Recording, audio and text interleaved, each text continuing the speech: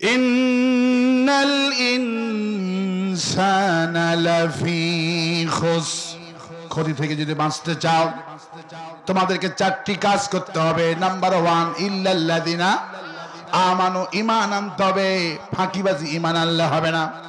এখন কালেমার জিকির তো আওয়ামী লীগও করে, কালেমার জিকির তো এখন আল্লাহ ঈমানের সংজ্ঞা দিচ্ছে, ঈমান আনলেই হবে না। কারণ ঈমানদারের মধ্যেও ফাঁকিবাজ আছে। কারণ চিনি দেখতে যেমন, লবণও দেখতে তেমন, ইউরিয়া সার দেখতে যেমন, হোমিওপ্যাথি বড়ি দেখতে তেমন, ঠিক কিনা? কিন্তু কালেমার জিকির করলেই তো ঈমান আনা হবে না। আওয়ামী লীগ তো জিকির করে লা ইলাহা ইল্লাল্লাহ, নৌকার মালিক তুমি আল্লাহ, ঠিক কিনা? কালেমার জিকির করে, কোরআন শরীফ তেলাওয়াত করে। নারায়ণগঞ্জের সবে মুসলমান দৈনিক 70 থেকে 80 টাকা। হায় সুবহানাল্লাহ, দেখেন কত সচেতন এখানকার মানুষ। সুবহানাল্লাহ, আমি খুশি হয়েছি। আল্লাহ এই এলাকার মানুষকে জ্ঞানী বানায় দাও।